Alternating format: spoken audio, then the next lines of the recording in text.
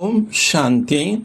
5/6/2026 வெள்ளிக்கிழமை. வாணி தரும் வசந்தம். இனிமையான குழந்தைகளே, எப்போது இந்த பழைய உலகத்திலிருந்து எல்லையற்ற வைராகம் ஏற்படுகின்றதோ அப்போதுதான் தந்தையுடன் கூடவே செல்ல முடியும். ராவணன் பகவானை விட தீவிரமாக கடுமையாக இருப்பதால் அவனுடைய ராஜ்யம் அபகரிக்கப்படும் போது அவன் தடைகளை ஏற்படுத்தவே செய்வான். ஆரம்பத்திலிருந்தே டிராமாவின் அனுசாரம் இந்த யஜ்யத்தில் விக்னங்கள் ஏற்பட்டு வந்துள்ளன, ஏற்படத்தான் செய்யும். நாம் தூய்மையில்லாத உலகிலிருந்து தூய்மையான உலகத்துக்கு மாற்றமாகி கொண்டிருக்கின்றோம் என்பதால் நிச்சயம் தூய்மையற்ற மனிதர்கள் விக்னங்களை ஏற்படுத்தவே செய்வார்கள். சாஸ்திரங்களின் கதைகள் முதலியவற்றை கேட்பதென்பதெல்லாம் காதுக்கு இனிமையானவை. தந்தை அறிந்து கொள்ளவில்லை என்பதால் சிருஷ்டி சக்கரத்தை பற்றியும் யாரும் அறிந்து கொள்ளவில்லை. நான் சங்கம யுகத்தில்தான் தற்காலிக ஜீவாத்மாவாக உள்ளேன். அதுவும் உங்களைப் போல் ஆவதில்லை. நான் இந்த ஷரீரத்தில் பிரவேசிக்கின்றேன். ஆன்மீக தந்தை புரிய வைக்கின்றார். நான் அனைவரையும் அழைத்து செல்வேன். அனைவருமே திரும்பி சென்று தான் ஆக வேண்டும். பாரத கண்டம் ஒருபோதும் வினாசம் ஆவதில்லை. சத்யுக ஆரம்பத்தில் பாரத கண்டம் மட்டும் இருக்கும். கல்பத்தின் சங்கமத்தில் பாபா வரும்பொழுது ஆதி சனாதன தேவி தேவதா தர்மத்தை ஸ்தாபனை செய்ய வேண்டி உள்ளது. நீங்கள் கூட ஆதி சனாதன தேவி தேவதா தர்மத்தை ஸ்தாபனை செய்வதில் உதவி செய்து கொண்டிருக்கின்றீர்கள்.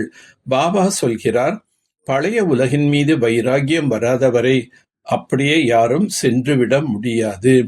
எதுவரை சத்தோ பிரதானம் ஆகவில்லையோ அதுவரை சத்தோ பிரதானமான தேவி தேவதையாக ஆக முடியாது.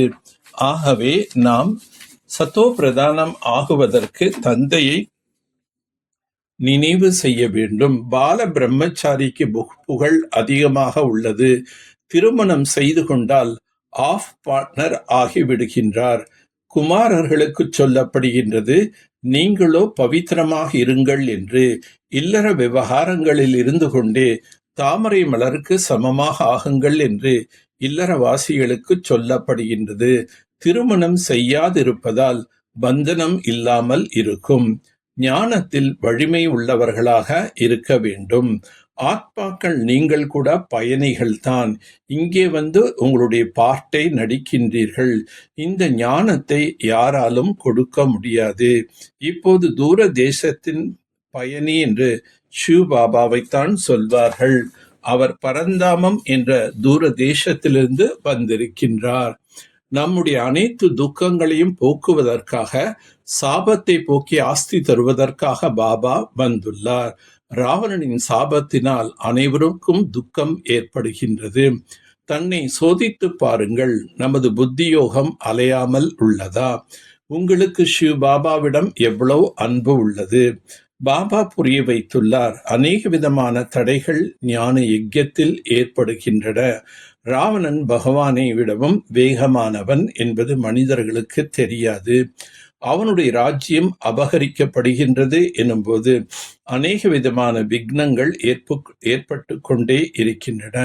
இந்த ஞான யஜ்யத்தில் அசுரர்களின் விக்னங்கள் படுகின்றன. தூய்மை இல்லாதவர்களைத்தான் அசுரர்கள் என்று சொல்லப்படுகின்றனர்.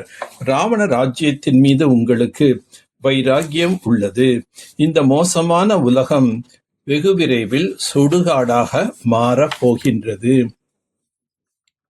ஞானம் மற்றும் யோகத்தில் உறுதியாக மாறாதவராக இருக்க வேண்டும்.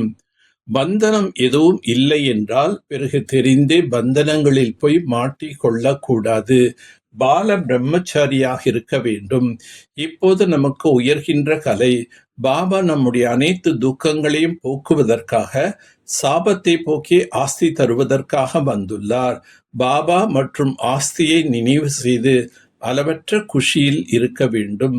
சோதித்து பார்க்க வேண்டும், நமது புத்தியோகம் எங்காவது அலைபாயாமல் உள்ளதா? அனுசரிக்கும் சக்தி மற்றும் எதிர்கொள்ளும் சக்தியின் மூலம் சேவையில் வெற்றியை பலனாக அடையக்கூடிய ஆன்மீக சேவாதாரி ஆகுக. ஆன்மீக சேவாதாரிகளுக்கு சேவை தவிர வேற எந்த சிந்தனையும் இருக்காது. அவர்கள் மனம், சொல், செயல் சேவையின் மூலம் ஒரு வினாடியும் கூட ஓய்வெடுக்க மாட்டார்கள். ஆகையால் பெஸ்டாக ஆகிவிடுகிறார்கள். அவர்கள் சேவையை வெற்றியின் பலனாக அடைவதற்கு சதா இதையே நினைவில் வைத்திருப்பார்கள். அனுசரிக்கும் மற்றும் எதிர்கொள்வதுதான் எனது நோக்கமாகும். அவர்கள் தனது பழைய சம்ஸ்காரங்களை கரைத்து விடுவார்கள் மற்றும் மாயை எதிர்கொள்வார்களே தவிர தெய்வீக குடும்பத்தை எதிர்கொள்ள மாட்டார்கள். இப்படிப்பட்ட குழந்தைகள் ஞானம் நிறைந்தவர் என்பதன் கூடவே சக்திசாலியாகவும் இருப்பார்கள். அவர்கள்தான் ஆன்மீக சேவாதாரி என்று கூறப்படுகின்றது. சிறிய விஷயத்தை பெரிதாக ஆக்க வேண்டாம். சூழ்நிலை சக்திசாலியாக ஆக்குங்கள். உலகில் மனிதர்கள் உயிருடன் இருந்தாலும் நம்பிக்கையற்ற சிதையில் அமர்ந்திருக்கின்றார்கள். இப்படிப்பட்ட ஆத்மாக்களுக்கு மறுபிறவி கொடுங்கள். புது வாழ்க்கை தானமாக கொடுங்கள். தனது மகிழ்ச்சியின் புன்முறுவலான முகத்தின் மூலம் அவர்களை மனித வாழ்க்கையில் வாழ கற்றுக் கொடுங்கள். உங்களை பார்த்து அவர்களிடம் தைரியம், ஆர்வம், உற்சாகம் வந்துவிட வேண்டும். இதற்கு தன்னுடைய குணத்தை சரளமானதாக ஆக்குங்கள் மற்றும் சதா தாமரை மலருக்கு சமமான ஸ்திதி என்ற ஆசனத்தில் டபுள் லைட் ஸ்திதியில் நிலைத்திருங்கள்.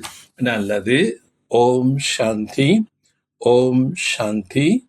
ஓம் சாந்தி.